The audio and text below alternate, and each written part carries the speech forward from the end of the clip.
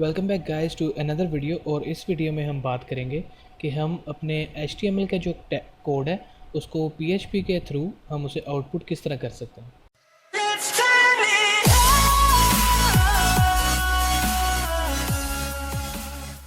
अच्छा, जैसा कि पहले मैंने इंट्रोडक्टरी वीडियोस में आपको एक्सप्लेन किया था कि हम HTML को PHP के अंदर भी आउटपुट कर सकते हैं या लिख सकते हैं। उसके लिए मैंने आपको जो मेन तरीका बताया था कि हम जो HTML का कोड है उसे PHP के अंदर एको के अंदर लिखेंगे।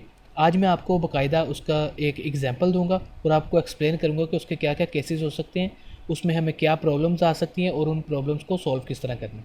अच्छा, स्टार्ट करते हैं सबसे पहले एको से। ठीक है, हम एको किस लिए यूज़ करते हैं? किसी भी चीज़ को प्रिंट आउट करने के लिए। ठीक है, सिंपल सी मैं आपको एक एग्जांपल देता हूँ एको की। अपने ब्राउज़र को रिफ़्रेश करते हैं और हमारे पास आप देख सकते हैं कि कोड वर्क कर रहा है, हेलो वर्ल्ड लिखा आ गया। ठीक है, और लेट्स से कि हम एक HTML का कोड है हमारे पास जिसे हम प्रिंट आउट करना चाहते हैं। एक केस तो ये है कि हम जो अपना HTML का कोड है उसे PHP के बाहर लिखें। लेट्स से कि एक इनपुट फील्ड क्रिएट करते हैं जिसकी टाइप है टेक्स्ट और नेम है, नेम ही रख लेते हैं। इसे सेव करते हैं, अपने ब्राउज़र को रिफ़्रेश करें तो हमारे पास यहाँ पर एक इनपुट फील्ड क्रिएट होगी जिसके अंदर हम जो अपना टेक्स्ट है वो लिख सकते हैं। अच्छा, लेट्स से कि अब हम इस जो जो हमारे पास ये जो HTML का कोड है इसे PHP के अंदर हम अपना प्रिंट आउट करना चाहते हैं। तो आपके जहन में होगा कि इसे हम एको के अंदर लिख देंगे तो ये हमें जो हमारे ब्राउज़र में शो होना चाहिए। तो देखते हैं कि ये हमारे ब्राउज़र में शो होता है या नहीं।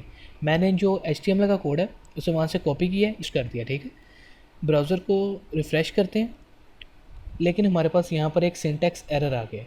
ठीक है, वो कह रहा है अनएक्सपेक्टेड टेक्स्ट प्लस वो एक्सपेक्ट कर रहा है कॉमा या सेमी कोलन ऑन लाइन 5। अब देखते हैं कि हमारे पास एरर क्या है और यहाँ पर अपना जो कोड है उसे देखें तो हम उसे कह रहे हैं कि एको करो, ठीक है, इस HTML के कोड को। लेकिन एरर क्या आ रहा है कि जो हमारा एको है वो यहाँ से स्टार्ट हो रहा है इन डबल कोटेशन से, और जो हमारा जो टेक्स्ट एडिटर है उसे लग रहा है कि एको यहाँ से स्टार्ट हुआ है और यहाँ पर एंड हो गया। ठीक है, आप देख सकते हैं कि ये एरर है हमारे पास। और फिर अगेन वो समझ रहा है कि यहाँ से हमारा जो एको है वो स्टार्ट हो रहा है और यहाँ पर एंड हो रहा है। तो उसके दरमियान में जो ये टेक्स्ट है जो उसने हमें इस कलर में दिखाया है, ब्लू कलर में, और ये जो नेम है, ये जो दो चीज़ें ये उसे एरर लग रही हैं, उसे समझ नहीं आ रही कि ये क्या लिखा हुआ है, क्योंकि उसके लिए जो एको करना है वो ये पॉइंट है इतना, और उसके बाद ये पॉइंट है इतना, और उसके बाद ये पॉइंट। तो ये हमारे पास एक एरर है जिसे हमें सॉल्व करना है। इसकी मैंने आपको स्टार्ट में जब एको की वीडियो अगर आप देखें उसमें मैंने आपको बताया था कि हम एको दो तरह से कर सकते हैं। एक हम स्टार्ट और एंड में डबल कोटेशंस यूज़ कर सकते हैं, और एक इसका सोल्यूशन है कि हम स्टार्ट और एंड में सिंगल कोटेशंस यूज़ कर सकते हैं। लेट्स से कि यहाँ पर हम डबल कोटेशंस यूज़ कर रहे थे जिसकी वजह से एरर आ रहा था, और इस एरर को रिमूव करने का पहला तरीका ये है कि आप अपने जो कोड है उसके स्टार्ट और एंड में डबल कोटेशंस की जगह सिंगल कोटेशंस को यूज़ करें। मैंने सिंगल कोटेशंस यूज़ की, अपने ब्राउज़र को रिफ़्रेश करते हैं और हमारा जो एरर है वो ख़त्म हो चुका है। अब यहाँ देखें इनपुट फील्ड क्रिएट हो गया और हम वहाँ पर अपना जो टेक्स्ट है वो लिख सकते हैं।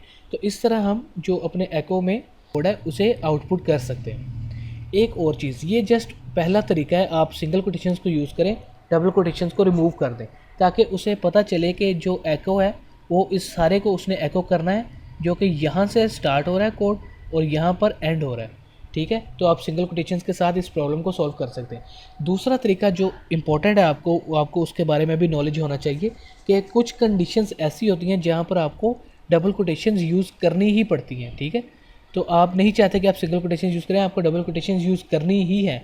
तो PHP में एक और तरीका है जिसके ज़रिए आप जो कोई भी अपने कोड का एलिमेंट है उसे पास कर सकते हैं।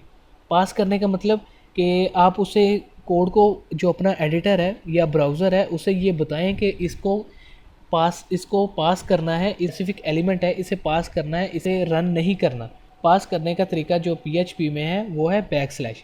अगर मैं बैकस्लैश किसी भी एलिमेंट से पहले लिखूं, जिस तरह इस डबल कोटेशन से पहले मैंने बैकस्लैश यूज़ किया, तो उससे ब्राउज़र को ये पता चलेगा कि ये जो डबल कोटेशन है इसे रीड नहीं करना, इसे पास करना है। ठीक है, इसी तरह इस डबल कोटेशन से पहले मैं बैकस्लैश यूज़ करता हूँ, इस डबल कोटेशन से पहले और इस डबल कोटेशन से पहले। तो अब आप देख सकते हैं कि एक पैटर्न क्रिएट हो गया यहाँ पर, और हर जो हमारा जो डबल कोटेशन है वो ब्लू कलर में चला गया है, बजाय इसके कि वो हमें येलो कलर में शो होता। अब वो रीड नहीं करेगा ब्राउज़र उसे, और उसे एक प्लेन लाइन ही कंसीडर करेगा। तो अब हमारा जो कोड है वो यहाँ से लेकर यहाँ तक एग्जीक्यूट होगा, हालांकि हमने जो स्टार्ट और एंडिंग में डबल कोटेशंस यूज़ किए हैं। इसे सेव करते हैं, अपने ब्राउज़र को रिफ़्रेश करें और देखिए हमारे पास कोई एरर नहीं आया, हमारे पास इनपुट फील्ड क्रिएट होगी और उसके अंदर हम टाइपिंग कर सकते हैं। तो इस तरह आप दो तरीके हैं अपने HTML कोड को एको के थ्रू आउटपुट करने के। नंबर 1 कि आप जो स्टार्ट और एंडिंग में सिंगल कोटेशन यूज़ करें। वैसे मैं आपको एक और चीज़ बताता चलूँ कि सिंगल कोटेशन जो है ये हमेशा डबल कोटेशन से ज़्यादा फास्ट है, ठीक है, क्योंकि डबल कोटेशन इसलिए स्लो माने जाते हैं कि ये आपके कोड में हमेशा वेरिएबल्स को सर्च करते हैं, और हमारे पास क्योंकि इस केस में कोई वेरिएबल्स नहीं है, तो आप क्यों यूज़ करेंगे डबल कोटेशन। डबल कोटेशन आपके प्रोसेस को स्लो डाउन कर देते हैं, ख़ास तौर पे जब उस केस में जब आप हज़ारों चीज़ें या कई सैकड़ों चीज़ें आउटपुट कर रहे हो, ठीक है, तो आप सिंगल कोटेशन को प्रेफर करें। जिस तरह इस केस में हम सिंगल कोटेशन यूज़ कर सकते हैं। और दूसरा तरीका जो मैंने आपको बताया है ये पास करने का, तो आप इस पास के ज़रिए भी डबल कोटेशन यूज़ करके अपनी जो HTML का कोड है उसे आउटपुट कर सकते हैं। लेकिन इस केस में आप सिंगल कोटेशंस को यूज़ करें, तो मैं भी सिंगल कोटेशंस को ही प्रेफर करूँगा। और देखें कोई एरर भी नहीं आ रहा और हमारा जो HTML का कोड है वो आउटपुट हो रहा है।